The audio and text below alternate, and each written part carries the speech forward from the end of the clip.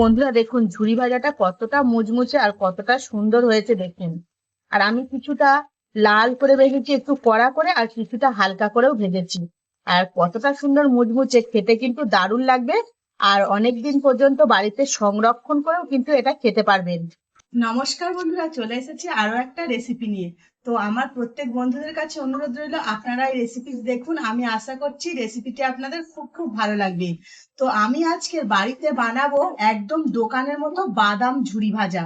তো আপনারা দেখতে থাকুন কিভাবে বানাচ্ছি। আপনারাও কিন্তু বাড়িতে খুব সহজেই এই বাদাম ঝুরি ভাজা বানাতে পারবেন। তো আমি এখানে নিয়ে নিয়েছি 200 গ্রাম বেসন, দিয়ে দিচ্ছি স্বাদ মতো লবণ,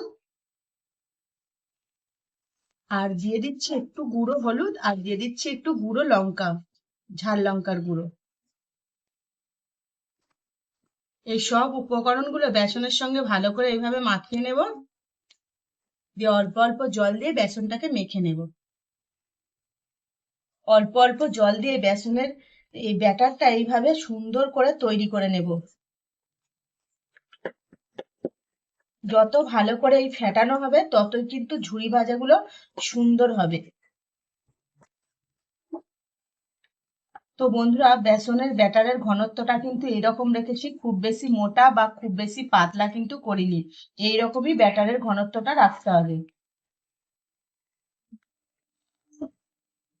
তো বন্ধুরা, এখানে আমি একটা জলের বোতল নিয়েছি, আর এই জলের বোতলের মধ্যে বেসনের ব্যাটারটা এইভাবে আস্তে আস্তে দিয়ে দেব।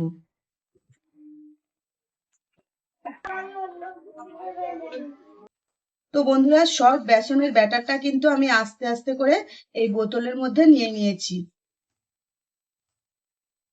তো বন্ধুরা, এখানে একটা সরু আমি রড নিয়েছি লোহার, আর জলের বোতলের সিপির মুখটা এরকম ছোট ছোট ছিদ্র করে দেবো। জলের বোতলের সিপির মুখটা দেখুন অনেকগুলো কিন্তু ছিদ্র করে নিয়েছি। আর এখানে উনুন জেলে কড়াটাও বসিয়ে দিয়েছি।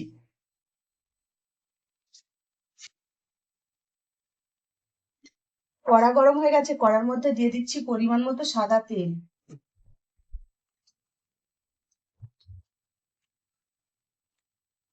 তেলটা গরম হওয়া পর্যন্ত অপেক্ষা করব।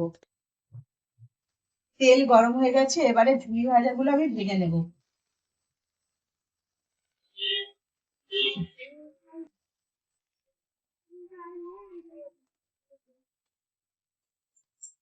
হালকা আছে, এগুলো আমি ভেজে নেব সুন্দর করে।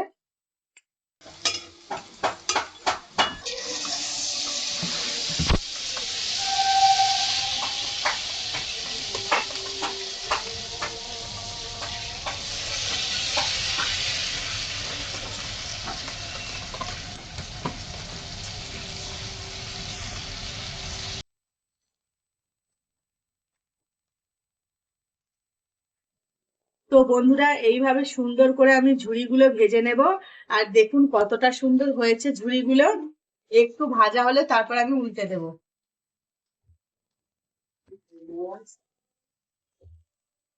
তো বন্ধুরা দেখুন কতটা সুন্দর ঝুড়িগুলো হয়েছে, এবারে আমি উল্টে দিচ্ছি।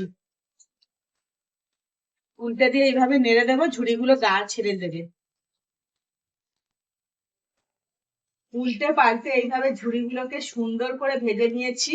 এবার তেল ঝরিয়ে তুলে নেব। আর দেখুন কতটা সুন্দর হয়েছে। সমস্ত ঝুড়িগুলো আমি এইভাবে ভেজে নিয়েছি সুন্দর করে।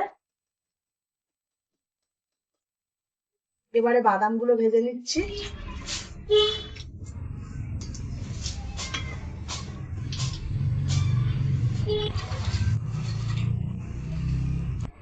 বাদামগুলো আমার ভাজা হয়ে গেছে, আমি তুলে নিচ্ছি।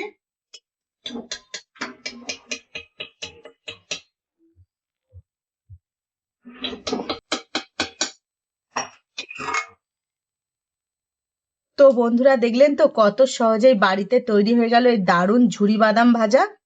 তো দেখলেন কত সহজেই তৈরি হলো। তো আজকের এই রেসিপিটা যদি আপনাদের ভালো লাগে, আপনাদের প্রত্যেকের কাছে অনুরোধ রইল আপনারা কমেন্ট করে জানাবেন। আর পারলে বাড়িতে এইভাবে বাদাম ঝুরি বানিয়ে খাবেন, আমি আশা করছি আপনাদের খুব খুব ভালো লাগবে।